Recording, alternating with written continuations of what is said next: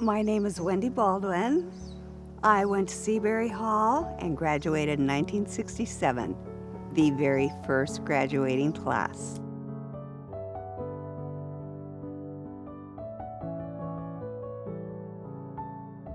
When I first came to Seabury, I was absolutely fascinated with the place in general, but I heard a lot about and understood a lot about Kate Cooper. Who was she?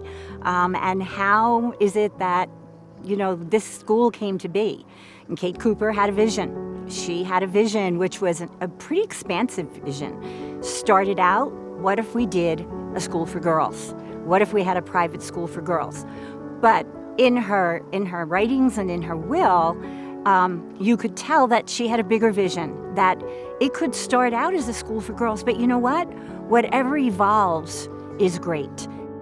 We had a small chapel, and the garages were classrooms, and the library was upstairs.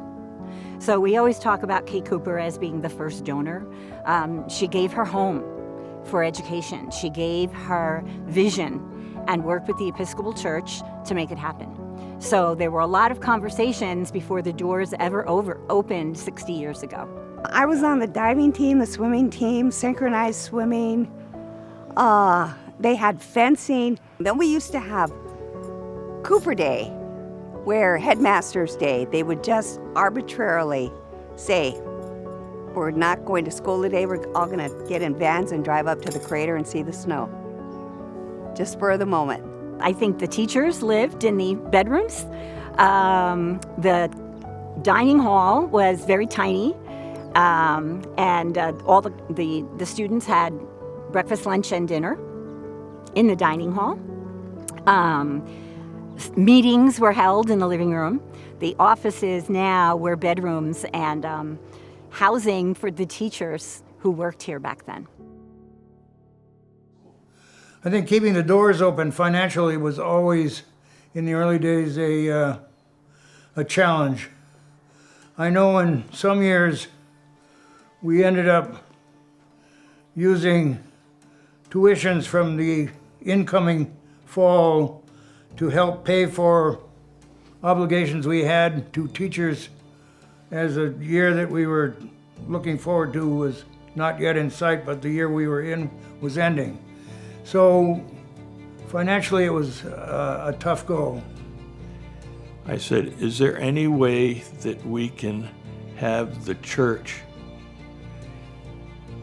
give the land to the school and the corporate structure of the school, Seabury, and still have the Episcopal Church involved strongly, Reverend, on campus or and with their whole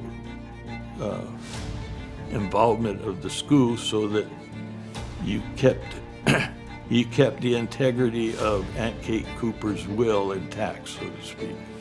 When I first came here, it was a very small school and much fewer buildings than we have today.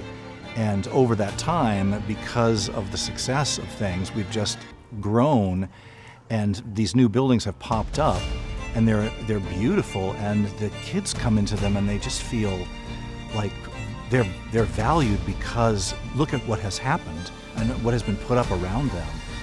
And of course, we working here too just love it too. It just gets easier and easier to work here. Some of our most important projects were the upper school, the middle school, the gym, and the Creative Arts Center.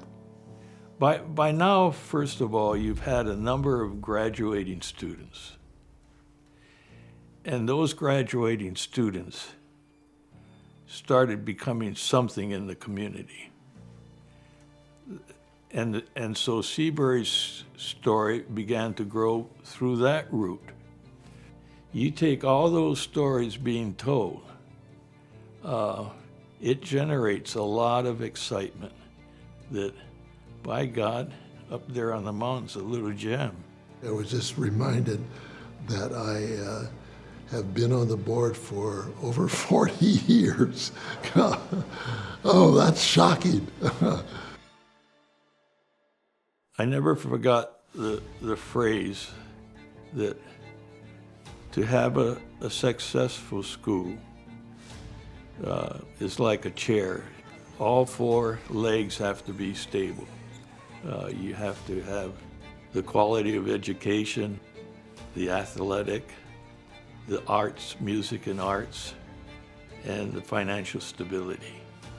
The belief that Maui needed a good educational institution for preparing young people to go away to college.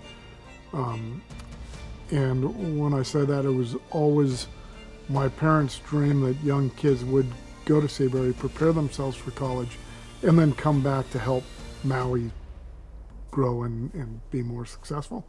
Doesn't always work that way, but that was always their dream and their goal. The friendships that I created are forever. Because we were all experiencing this. We were an experiment. We were kind of going with the flow, and everybody was learning at the same time.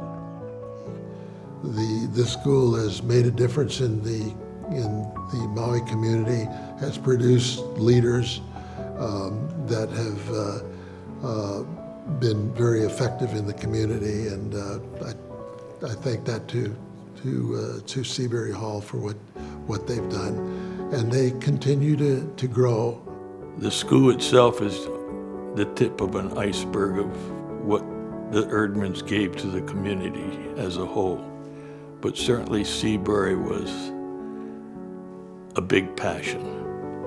I think the only return they would like to see is that there are more kids that go and get an education, go away to college, come back to Maui, and help support the school in the next generation. I think that would be the most important thing to my parents. I would like to believe that she would be so proud and so happy of what this school has become. I think it's moved far beyond her original vision. I think the addition of the buildings, the gymnasium, the Fine Arts Center, the AIM Center, the upper school classrooms, the 5th grade, that these are all things that maybe were not in the original thought, but that others have taken the original idea and said, why don't we, or what if? What if the school could? And I think that what if is the one thing that all educators talk about. What if we started this program? What if we offered this class? What if our kids could go out and have marine biology actually in the ocean, which not every school can do? So I think that she would have that cup of tea out on the balcony and go, this is good. This is what a school should be. This is what we should be doing for our students today.